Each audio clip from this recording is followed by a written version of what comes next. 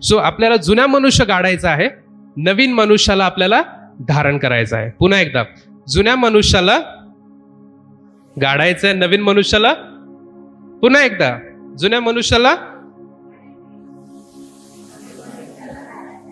Awesome. समजा आपल्याला हे समजलं की आता आपल्याला करायचं काय आहे. सो आपण म्हणतोय की आपला जुना मनुष्य आहे तो आता मेला आहे, जुना मनुष्य आता आपल्यामध्ये जिवंत नाही आहे, नवीन मनुष्य आपल्यामध्ये. आता नवीन मनुष्य काय आहे, कोणाला सांगता येईल? Any people in this house who can tell? नवीन मनुष्य काय आहे? काय म्हणून जन्म झालाय आता आपला? यावेळेस आपण आपल्या दुसऱ्या मुद्द्याकडे वळणार आहोत. आणि आपला दुसरा मुद्दा म्हणजे आपला जो जन्म आहे हा आता एका पुत्र म्हणून आपला जन्म झाला आहे. एक पुत्र, एक कन्या म्हणून आपला जन्म झाला आहे, एक याजक म्हणून आपला जन्म झाला आहे, आणि एक राजा म्हणून आपला जन्म झाला आहे. मी लहान असताना ज्यावेळेस मी चालत होतो है ना, माझा जन्म झाल्या झाल्या मला चालता येत नव्हतं. मी रांगायचो, मी पडायचो. पण माझ्या मम्मी डॅडींनी मला कधीच नाही बोललं की जोपर्यंत तू नीट चालायला लागणार नाहीस तोपर्यंत तू माझा मुलगा होणार नाहीस. तुमच्यापैकी असे आहेत का कोणी क्रूर आईबाप जे आपल्या पोराला असं बोलतील? नाही ना. आणि आपण म्हणतो की आपला परमेश्वर जो एवढा महान दया करणारा परमेश्वर आहे, त्याच्या समोर येताना आपण म्हणतो की पहिले तुम्ही शुद्ध व्हा आणि मग त्याच्या समोर या. कितपत आपल्याला ह्या गोष्ट पटतात? ज्यावेळेस एका बाळाचा जन्म होतो, ज्यावेळेस एका बाळाचा नवीनच ते बाळ ज्यावेळेस जगामध्ये येतं आहे ना, प्रतीक्षा ताई तिथे आहेत आपल्या समोर दिसतात आपल्याला, बाळ झोपलंय. ही किती सुंदर अशी गोष्ट आहे की एका बाळाला एका लाईफस्टाईल मध्ये बसण्यासाठी टाइम लागतो. प्रत्येक बाळ, आता आमच्याकडं ट्रिओ आहे ना तुम्हाला मे बी हे एक्झाम्पल थोडंसं वाटेल की मी खूप असं एक्सटेंडेड एक्झाम्पल देतोय, पण ट्रिओला ज्यावेळेस आम्ही बाळ म्हणून आणलं होतं, छोटंसं एवढंसं पिल्लू होतं ट्रिओ, तो घरामध्ये कुठे पण पोटी करायचा, कुठे पण उलटी करायचा, पण आम्ही त्याच्याकडे बघून कधीच रागावलो नाही. एक बाळ ज्यावेळेस त्याच्या कपड्यांमध्ये घाण करतं त्याच्याकडे बघून तुम्ही रागावता का? ते बाळ आहे. ज्यावेळेस प्रभू येशू ख्रिस्त या पृथ्वीवर चालत होता, ज्यावेळेस तो त्या पापी लोकांसंगती उठत बसत होता, त्याला माहिती आहे ते त्याचं बाळ आहे. म्हणून ज्यावेळेस ती पाप करणारी स्त्री त्याच्या जवळ त्या लोकांनी आणली, त्याने तिला काहीही दोष नाही लावला, कारण त्याला माहिती होतं की हिचा जन्म जर पापामध्ये झालाय तर ही पापच करणार. समजतंय? एका व्यक्तीचा जन्म ज्यावेळेस पापामध्ये होतो तो पाप नाही करणार तर काय करणार? लॉजिकल गोष्ट ना. आज जगातले लोक पाप करतायत कारण ते पापामध्ये त्यांचा जन्म झालाय. आज आपण त्याच्या राज्यामध्ये आहोत, आपण आता पाप करत नाही. सो मी आता तुम्हाला अजून एक एक्झाम्पल देतो. आपण पुत्र कन्या होण्याबद्दल बोलत आहोत म्हणून.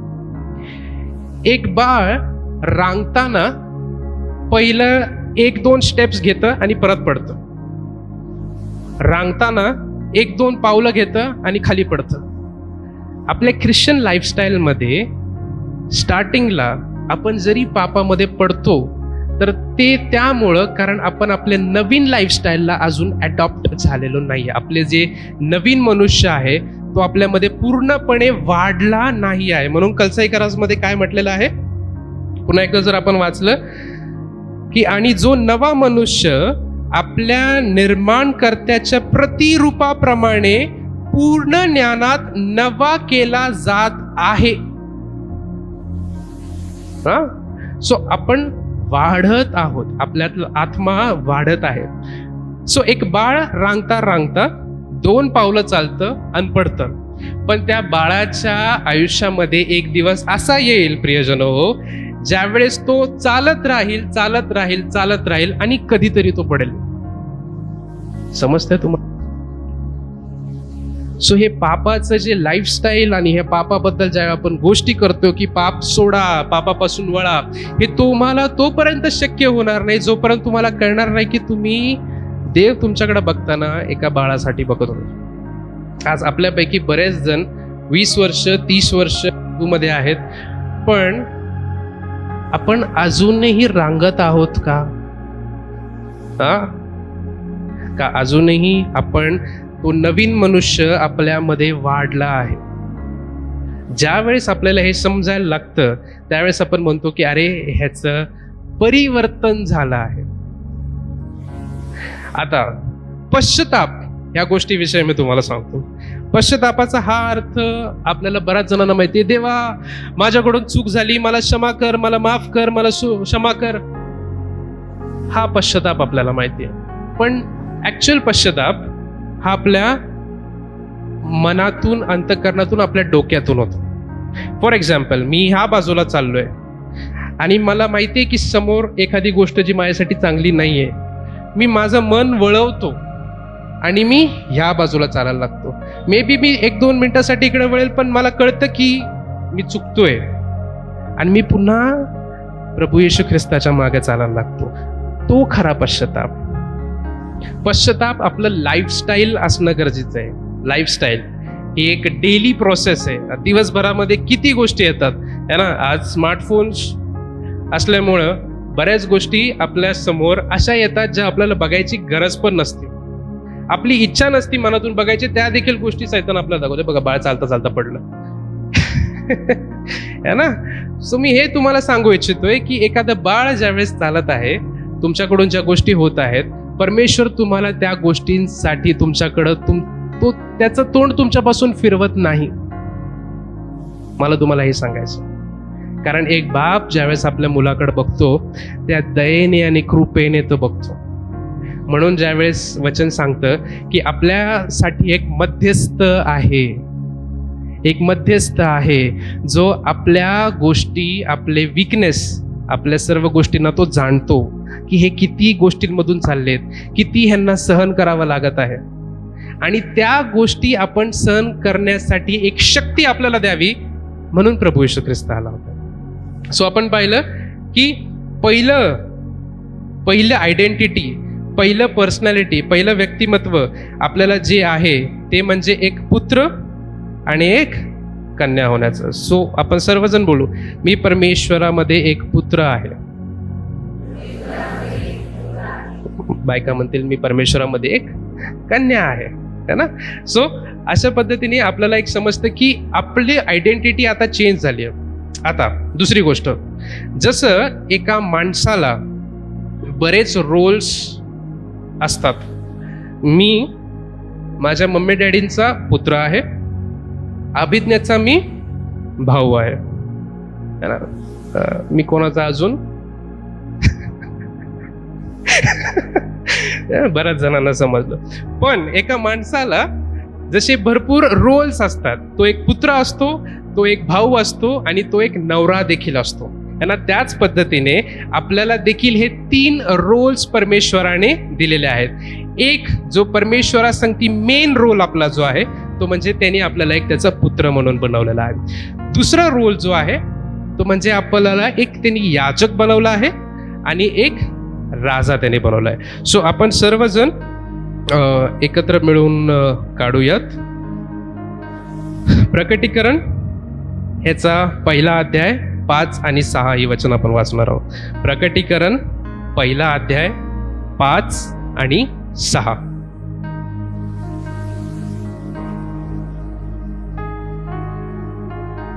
कोणी वाचेल आपल्यासाठी?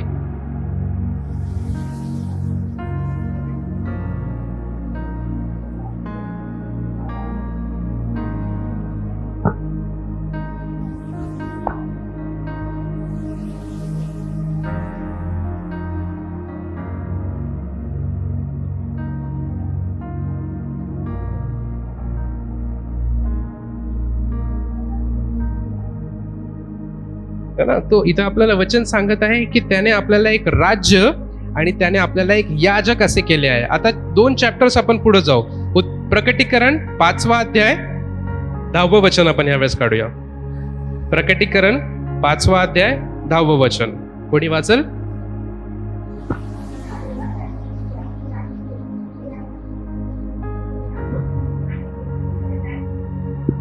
ठीक आहे. सो आपण इथं बघतो हे दोनदा आपल्याला दिसतं है ना. पहिल्या अध्यायामध्ये देखील दिसतंय, दुसऱ्या अध्यायामध्ये दिसतंय. इंग्लिशमध्ये राज्याला एक किंग म्हणून, he has made us a king and a priest, हे दोन रोल्स आपल्याला त्याने दिलेत. एक राजा बनवला आहे आणि एक याजक त्याने आपल्याला बनवला आहे. आता हे मी पुन्हा एकदा आपल्या उत्पत्तीमध्ये घेऊन जात आहे. ज्यावेळेस प्रभू देवाने ज्यावेळेस आदमाला उत्पन्न केले है ना, आदमाला ज्यावेळेस उत्पन्न केल्यावरती त्याने आदमाला सगळ्यात पहिली जी गोष्ट सांगितली होती ते म्हणजे पृथ्वीवर शासन कर, पृथ्वीवर शासन कर. आणि तेच आपण रेव्हेलेशन पहिल्या पुस्तकामध्ये आपण पाहिलं आणि शेवटच्या पुस्तकामध्ये आता आपण पाहतोय की त्याने आपल्याला एक राजा आणि याजक केलंय आणि ते पृथ्वीवरती काय करतील? राज्य करतील. पृथ्वीवरती ते राज्य करतील. आता बऱ्याच जणांना हे कन्सेप्ट थोडं वाटतं की अरे आपण कसं राजा व्हायचं, हम तो कॉमन मैन है, हम बहुत हम्बल है, हम राजा नहीं बन सकते, हम एक सिपाही ठीक है. पण मी तुम्हाला सांगू इच्छितो, प्रभू येशू ख्रिस्त ज्यावेळेस या जगामध्ये आला तो हे तिन्ही रोल्स फंक्शन करत होता. आणि तो आपला रोल मॉडेल आहे. मी पुन्हा एकदा तुम्हाला सांगतोय, ज्या वेळेस तो आला एक पुत्र म्हणून त्याच्या बापाचं प्रेम घेऊन तो त्याच्या लोकांपर्यंत आला. दुसरी गोष्ट आपण बघतो की तो एक राजा म्हणून आपल्या सर्वांमध्ये आला. आणि तिसरं आपण बघतो की एक याजक म्हणून आपल्या सर्वांची तो मध्यस्थी करत होता. आणि तेच 3 रोल्स आज त्याने मंडळीला करायला लावलेत. आणि मंडळीचे लोक काय करत आहेत? सो आपल्याला हे समजणं गरजेचं आहे की जे देवानी केलं ते आज तो आपल्याला करायला लावत आहे. सो आपल्याला एक राजा बनवला आहे. आता मी जसं सांगितलं की हे 2-3 रोल्स आपल्या जे आहेत ते आपले आयडेंटिटीज म्हणून आपण प्रेझेंट करतो. बऱ्याच दिवसांमध्ये मी खूप, हे माझं फेवरेट सॉन्ग आहे. आपण गीत गातो ना, राजाओं का राजा है वो प्रभु का प्रभु है. हे कोणत्या राजांबद्दल बोलत आहे मंडळी? हा, छत्रपती शिवाजी महाराज, छत्रपती संभाजी महाराज नाही. ते तर राजे होतेच, पण त्या संगती आज तुम्ही आणि मी आपण देखील एक राजा म्हणून आहोत. आणि आपल्या वरचा तो राजा आहे. म्हणून तो गाणं म्हणून ते गीत म्हणत आहे की राजाओं का प्रभू है. आपण ते राजकन्या, राजपुत्र आज त्याच्या मंदिरामध्ये आपण इथे एकत्र बसलेले आहोत. आणि म्हणून पेत्राच्या पहिल्या पेत्रामध्ये 2 त्याचा अध्याय जर तुम्ही काढला तर तिथे लिहिलंय की पण तुम्ही तर निवडलेले वंश, राजकीय याजक गण, पवित्र राष्ट्र, देवाचे स्वतःचे लोक असे आहात, यासाठी की ज्याने तुम्हाला अंधकारातून काढून आपल्या अद्भुत प्रकाशात पाचारण केले त्याचे गुण तुम्ही प्रसिद्ध करावेत. एक सेकंड, त्याचे गुण तुम्ही प्रसिद्ध करावेत. म्हणजे त्याचे गुण म्हणण्यापेक्षा मी त्याला फळ बोलू शकतो का? त्याचे जे फळ होते ते फळ आज आपल्यामध्ये देखील दिसणं तेवढंच गरजेचं आहे.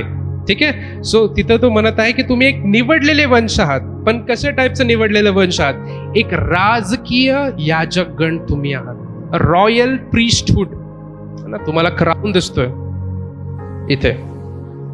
तो क्राऊन आपल्या प्रत्येकासाठी देवाने स्वर्गात तर ठेवलाच आहे, पण पृथ्वीवरती देखील ठेवला आहे.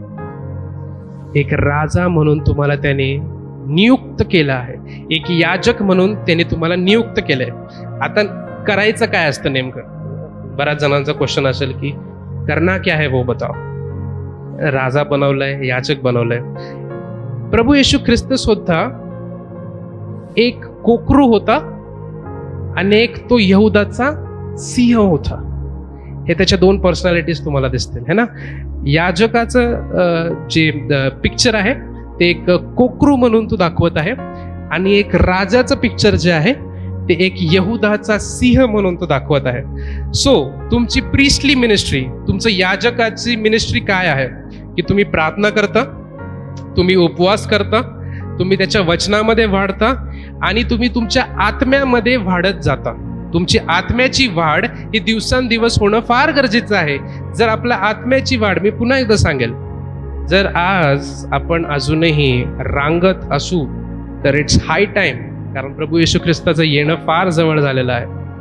तो कधी येईल हे सांगता येत नाही. आणि ज्यावेळेस तो येईल तो त्यावेळेस आपल्याला एक राजा आणि याचक म्हणून बघेल का एक नवीन जन्मलेलं बाळासारखाच तो बघेल. 30 वर्षाचं जन्मलेलं बाळ. आपल्याला हसू पण येत आहे, पण ही दुःखाची घटना आहे, कारण हे सत्य आहे आज बऱ्याचशा लोकांच्या आयुष्यामध्ये. सो तुमचं याजकीय काय कामकाज आहे? तुम्ही प्रार्थना करता, तुम्ही उपवास करता, तुम्ही वचनामध्ये वाढता आणि तुम्ही त्याच्या आत्म्यामध्ये वाढता. तुमचं किंगली मिनिस्ट्री काय आहे? तुमचं राजेपणाच्या कोणत्या गोष्टी आहेत ज्या तुम्ही करता?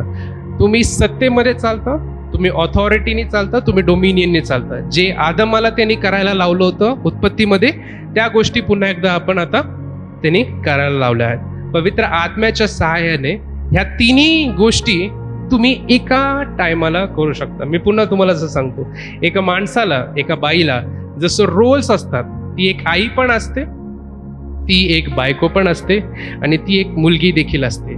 सेम वे एक मुलासाठी देखील असतं. त्याचप्रमाणे ॲट अ टाइम तुमच्या ह्या तिन्ही गोष्टी ज्या आहेत त्या चालू होणं गरजेचं आहे. आज किती जण आहेत जे दिवस त्यांचा संपताना त्यांच्या लेकरांसाठी, त्यांच्या कुटुंबासाठी प्रार्थना करतात है ना. आपण इयोबाची स्टोरी खूप ऐकतो है ना. इयोबाची स्टोरी आपली फेवरेट स्टोरी आहे काही जणांची. पण इयोब काय करत होता माहितीये? त्याच्या पूर्ण जर तुम्ही स्टार्टिंगचं लाईफमध्ये पाहिलंस तर तो एका याजकाची भूमिका त्याची होती की जिथं तो त्याच्या सर्व लेकरांसाठी, त्याच्या पूर्ण जे फॅमिली आहेत त्याच्यासाठी तो एक बलिदान परमेश्वरासमोर सादर करायचा की परमेश्वरा, माझ्याकडून किंवा माझ्या कुटुंबाकडून कुठली जर चूक झाली असेल तर त्याची तू आम्हाला क्षमा कर. ॲट द सेम टाइम तो एक राजा म्हणून देखील होता. जरी तो एक राजा नव्हता, पण त्याचं जे वेल्थ होतं, त्याची जी संपत्ती होती, त्याची जी मालमत्ता होती, ती इतकी होती की ती एका राज्यासारखी होती. ठीक आहे. सो तो एक याजक होता आणि तो एक राजा देखील होता. ही गोष्ट आपण परमेश्वराच्या, प्रभू येशू ख्रिस्ताच्या लाईफमध्ये देखील पाहिली. ह्या गोष्टी आज आपल्या लाईफमध्ये डेव्हलप होणं फार गरजेचं आहे. ठीक आहे. सो ह्या दोन गोष्टींमध्ये आपण काय पाहिलं? पहिलं, तुम्ही काय आहात? पहिलं तुमचं काय रोल आहे? अजून लिहिलंय प्लीज. आपण सर्वजण, पहिला रोल आपला काय आहे? पुत्र आणि कन्या. दुसरा आपला रोल काय आहे? याजक. आणि तिसरा रोल आपला आहे राजे म्हणून आपण आहोत. ठीक आहे. सो म्हणा की मी एक परमेश्वराचा पुत्र आहे, मी एक परमेश्वराची कन्या आहे, मी परमेश्वरामध्ये एक याजक आहे. काही जणांना हे बोलायसाठी पण जड जाते. विचार करा, ह्यांना व्हायचंय आपल्याला, आणि आपल्याला परमेश्वराने राजक आणि याजक बनवलं. बोलू शकतो आपण त्या परमेश्वरासाठी, मी परमेश्वरामध्ये एक याजक आहे, मी परमेश्वरामध्ये एक राजा आहे.